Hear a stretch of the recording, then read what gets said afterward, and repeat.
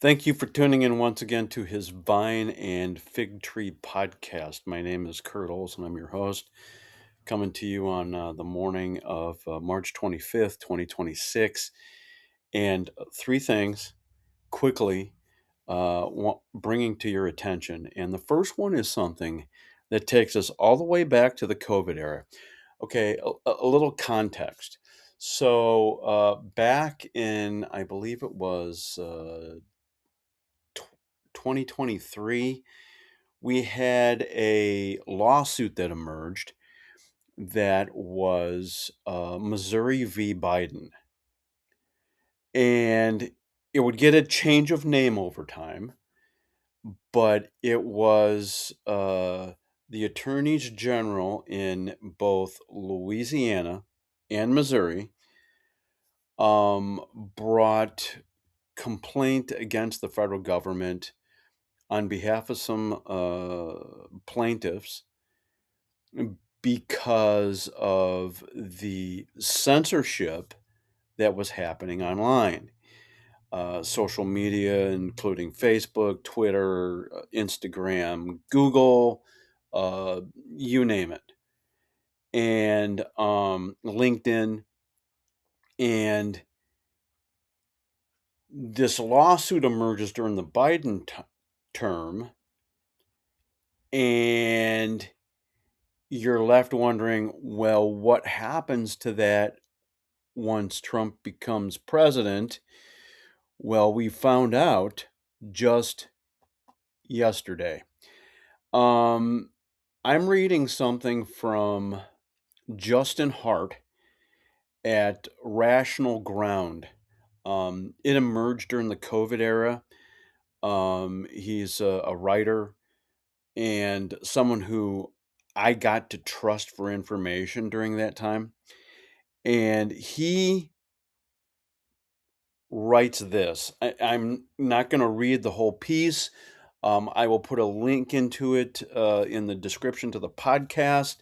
Folks who are wanting to do so can do that.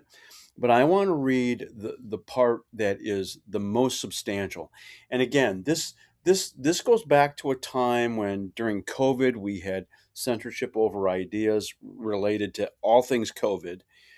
The Hunter Biden laptop store, the Hunter Biden laptop story in October 2020, just before the election, which we were told was Russian disinformation, but we find out later it was reality.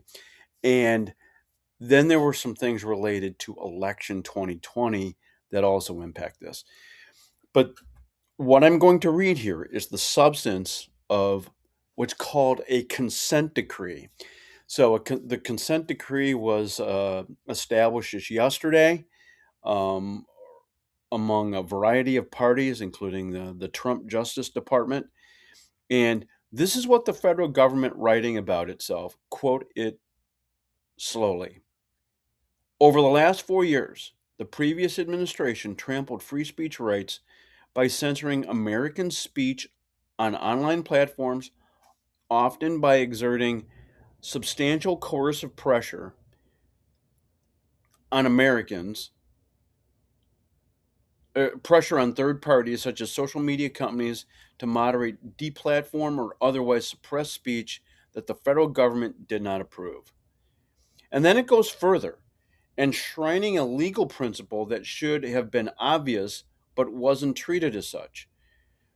The parties agree that government, politicians, media, academics, and anyone else applying labels such as misinformation, disinformation, or malinformation to speech does not render it unconstitutionally or does not render it constitutionally unprotected.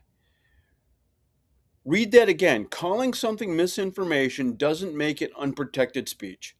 The government must just agreed that in a binding legal document, the operative prohibitions are sweeping. These agencies cannot formally or informally, directly or indirectly, threaten social media companies with legal, regulatory, or economic punishment to remove or suppress protected speech. They cannot, quote, unilaterally direct or veto platform consent moderation decisions. The covered platforms include Facebook, Instagram, X, Twitter, LinkedIn, YouTube, and the duration is 10 years. Now, my question is, what happens after the 10 years? We get to be we get to March 2036, and we have some politicians in place who don't like what's being said in certain spots, and we're going to have a redo of this kind of thing. Um, when I read that last night, I found that fascinating because I thought that lawsuit had just kind of gone away. Um, but that is the update on it from Justin Hart at Rational Ground, and it will spell some interesting things in the years ahead here. But again, what happens after those 10 years? Secondly, we came to find out over the weekend that Team Trump was involved in negotiations with folks in Iran. Now, this is an odd one because the Supreme Leader Ali Khamenei, dead, his son who replaced him is dead, and you're left wondering who's in charge. And the reading that I have come across indicates there's basically two factions. One committed to the Islamic Republic as is and have no desire for genuine reforms, and others in the government who are regarded as reformers. And what does reformers in Islamic theocracy look like? I don't know. All I know is that Egypt, Turkey, and Pakistan appear to be involved in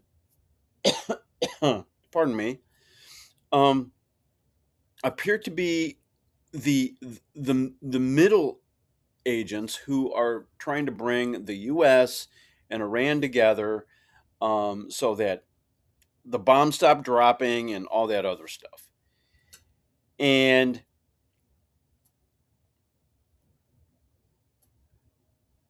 based on some things yesterday, Trump wants people to believe, President Donald Trump wants people to believe that the Iranians are caving to his demands.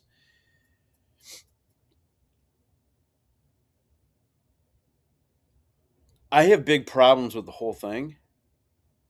Um, why would you negotiate with people who killed tens of thousands of their own citizens, I'm sorry, over the course of 2 months?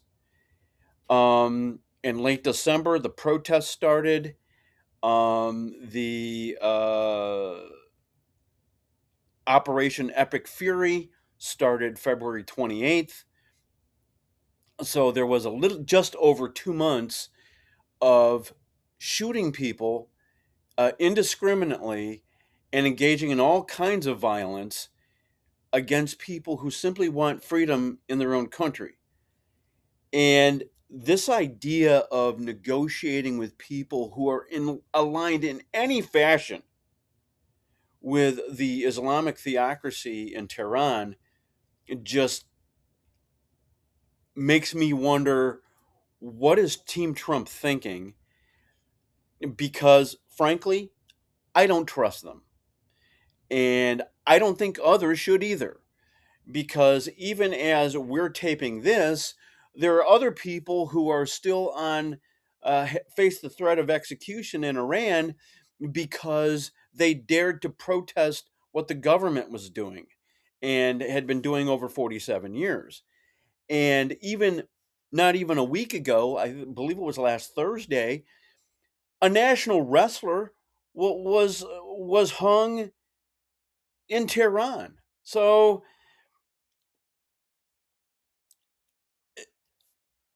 I don't know what we're attempting to achieve here, other than, oh, Iran committed to give us their uh, nuclear dust, meaning their nuclear program is turned uh, to ashes, and there's no intent of furthering that. I, I just I just don't understand what we're trying to achieve here. I don't trust anyone that was connected to the Iranian regime, and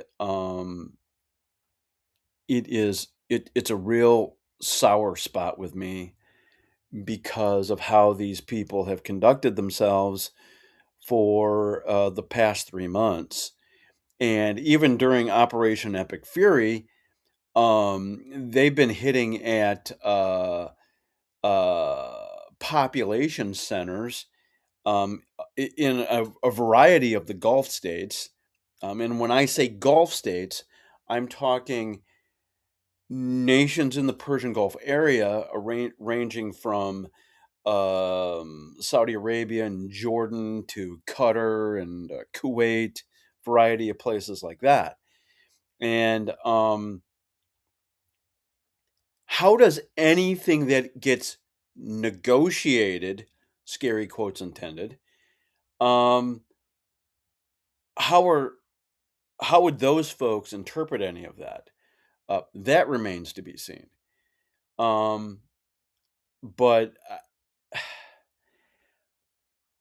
I will continue to talk about the situation with Iran because it demands the attention of people around the world.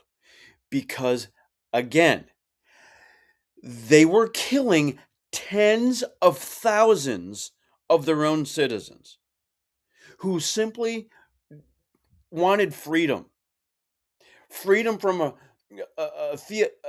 Islamic theocracy that had morality police dictating what women could do, um, uh,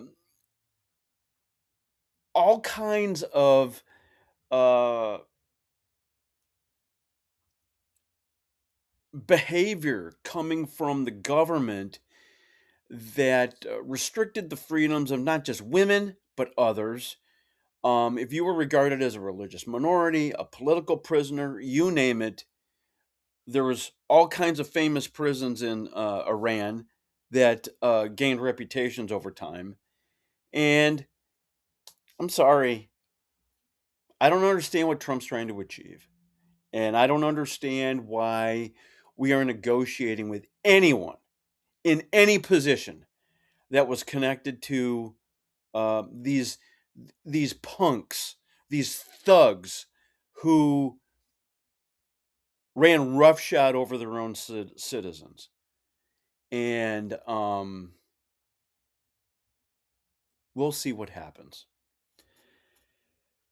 The last thing I want to share is something that came to my attention late last week, um, because of something that Benjamin Netanyahu said at a press conference a week ago Thursday, in Tel Aviv, Jerusalem, wherever it was, doesn't matter what the dateline is.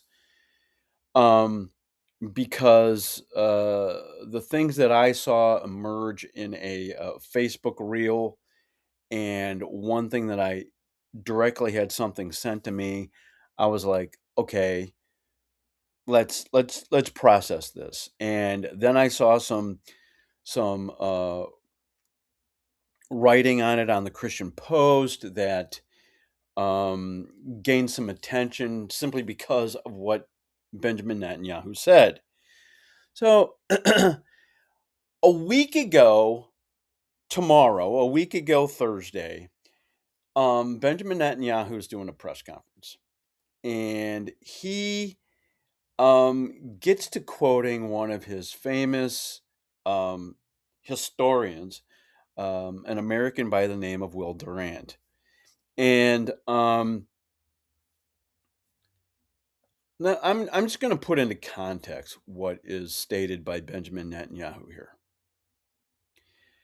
You know, one of the greatest writers of the 20th century, someone that I admire a lot, was the historian Will Durant. Now, he wrote many volumes. I've read most of them, Netanyahu said. He also wrote The Lessons of History, a very brief 100-page book in which he said, well, history proves that unfortunately and unhappily, Jesus Christ has no advantage over Genghis Khan. Because if you are strong enough, ruthless enough, powerful enough, enough, your evil will overcome good. Aggression will overcome moderation. So you have no choice. If you look at the world as it is today, you have to be blind not to see that the democracies led by the United States have to reassert their will to defend themselves and to oppose their enemies in time while there is still time before the jarring gong of danger wakes them up and wakes them up too late. This is where we are now. Okay, so Benjamin Netanyahu quotes Will Durant, who gets to making mention of both Jesus Christ and Genghis Khan. And as I processed this, and as I had some things either sent to me or pop up into a Facebook reel, there is a group of people in the church in America.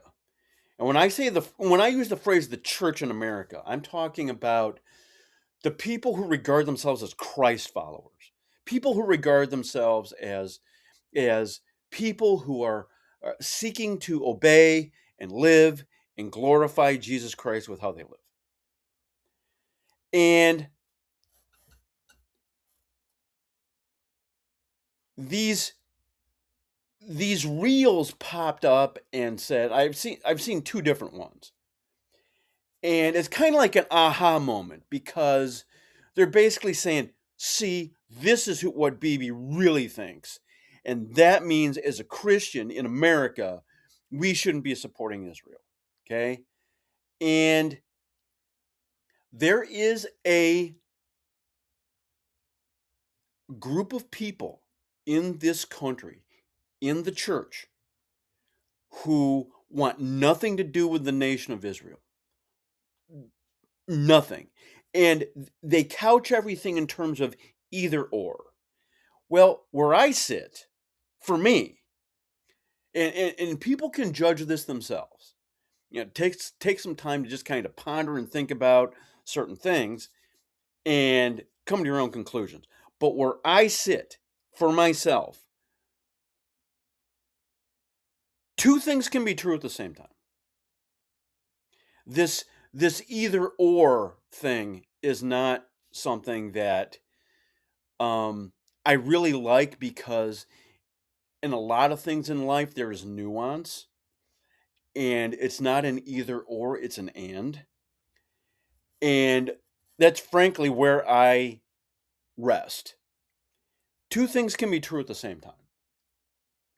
I can support Israel because they are the only democracy in an area of the world that is led not only by tribes and families and name it, but is also guided by a religious worldview, Islam, that does not reflect reality.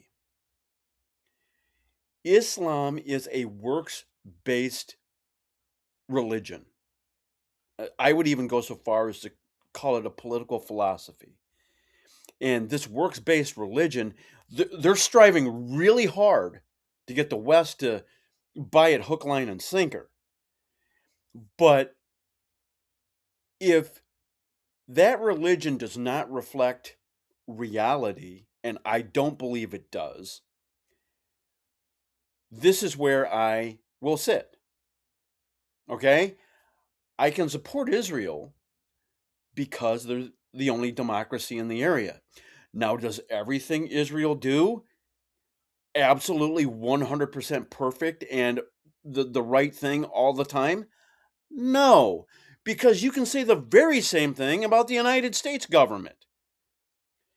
But I can support Israel because it's the sole democracy in that area of the world that goes out of its way to defend itself because they have enemies all around them.